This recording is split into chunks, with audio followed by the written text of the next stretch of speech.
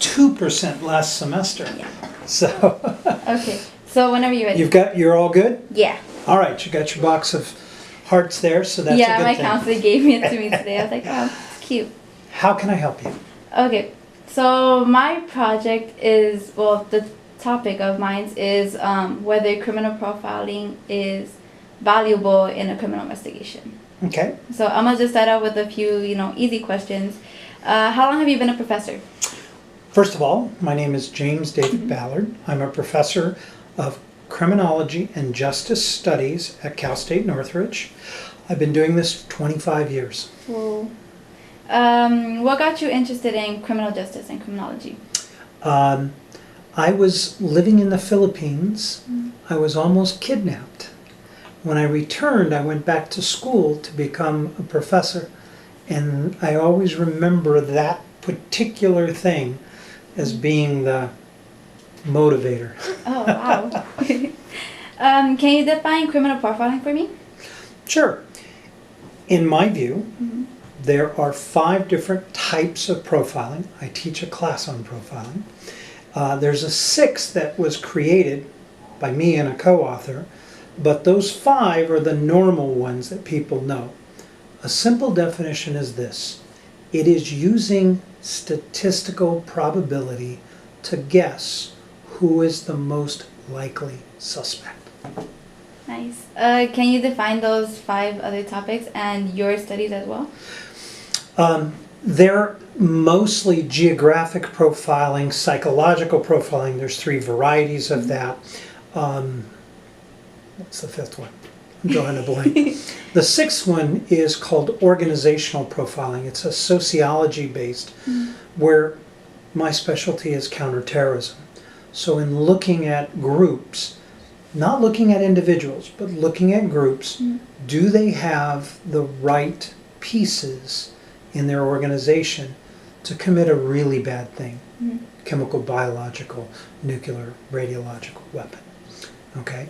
So these 5 normal ones are typically used, have been used over the years. They've morphed and changed. Those are the ones that a detective would use. First person a person looks for when they find a dead body is the spouse. Yeah. Why do we say that? Because a large percentage of the case, it's done by the boyfriend, girlfriend, husband, whatever, the spouse. That's simple profiling. Everybody knows it. It's common, but it's built upon some statistics, and we know that 81% of the people who commit crime against somebody happens to be their partner. That's interesting. Ooh, I'm ready for it. Can you give me an example of a profile that, just a scenario or example of a profile? Okay. It's built upon what we call variables. Gender. Who commits more crime, men or women? People instinctively know that it happens to be men. Who is more likely to have committed a crime against a person? Somebody that looks like them or somebody that's from a different race or ethnicity? People instinctively know it's the person that looks like you. So right there we've started building a profile. Male, the same race or ethnicity as the victim, and you would continue on building variable by variable those kinds of profiles. Is it always perfect? No, but it can be remarkably helpful to limit the number of suspects. That's true. Are there any downsides to profiling? Sure, you can make a mistake. And if you make a mistake, so I profile and I find myself saying that my perpetrator is a young Latinx from West Hollywood, okay? And I start looking for that particular type of person. I could miss that it might have been somebody who was deliberately making it look like a young woman, when in reality it was a young man. That puts me delaying focusing in on the right person, in which case that person may actually escape.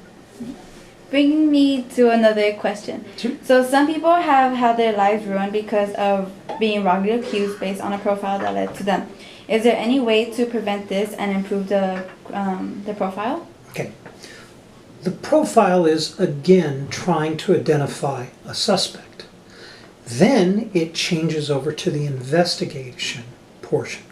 So identifying, let's say, 10 people that are possible suspects, and the investigator picks on one of them, that is a problem with investigation. It's not a problem with the profile. Now, where many people kind of mix these up, the word profile is also used in a negative context. So somebody's driving in a nice ritzy part of town, they got an old beat up car, they happen not to look like the citizens in that part of town, and they get pulled over. Profiling? Perhaps. Different animal. That's not what we're talking about. Profiling, being statistically based, looking at what are the best probabilities for finding a person, that's better. But you still have to do the investigation. You still have to build the case. You still have to find the evidence. And have people phonied up the evidence before? Absolutely. It's happened. And it's happened in very serious cases. Illinois is very famous for stopping the use of the death penalty. Why? Because they had so many mistakes. Somebody planted evidence. Somebody said, I think he's guilty, so we will do this. And it resulted in them stopping all capital punishment so that they could make sure that the people on death row were there legitimately. And they found out that they weren't. Not all of them. That there were some that had been railroaded, is the old term. So what you said about like people getting pulled over because in the wrong neighborhood and all that. So do you think people confuse criminal profiling for racial profiling at times? I think they do quite often. When you use, because just even in our discussion, I use the singular term, profiling. I know what I'm talking about, and I had to define it, but most people aren't that precise. Most people are like, oh, I'm profiled all the time when I go into a store and somebody walks behind me thinking that I'm going to shoplift because of the color of my skin. That is a different type of profiling, and it is important. It's not the way it should be. When we're talking about criminal profiling, we're talking about looking at those statistical probabilities and trying to find out who our best pool of suspects would be. Okay. I lost count of my questions. Oh, okay. So now the whole, how has criminal profiling changed over the years? It used to be more psychological based. It's now looked, the one that I forgot is called victimology. There you go. It's moved towards looking at the victim and their circumstances, which then would tell you who would intersect their lives. So if the person is living in a bad part of town, has a drug problem, is a street prostitute, that person has a whole different vector of the people that they meet in their lives, and those are the people that you would be looking at. A middle class person living in Simi Valley that's 65 years old, that has a whole different vector.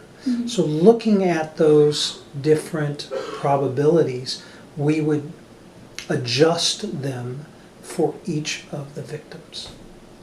Oh yeah. Have you ever been in the field and ever had to give like a profile of a criminal? Not like they do on television. That just doesn't happen. Yeah.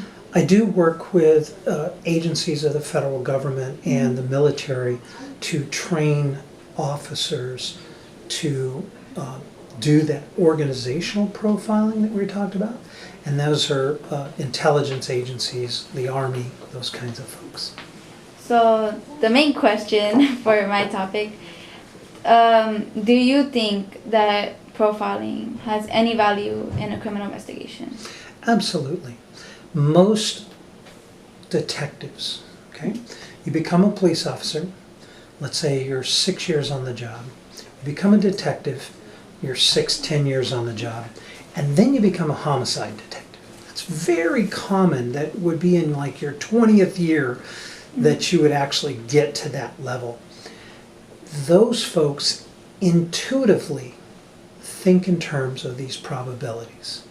They know for a fact that most of the time, 80% plus of the victims were killed by a partner. So let's look at that first. If we can eliminate the partner as a suspect, now we can start looking at a different group of people. They know this through experience. What a profiler does is point out things to a police agency they might not have thought of. They may have overlooked, or they've gone through all the suspects like the boyfriend, girlfriend, and now they're like stuck. That's the value of it, to help that agency get past being stuck, to get beyond just turning it into a cold case and making it a viable prosecution. That's the real value. It said that criminal profiling is just an educated guess based on like psychology and what profilers see. Do you believe that's true? It's educated.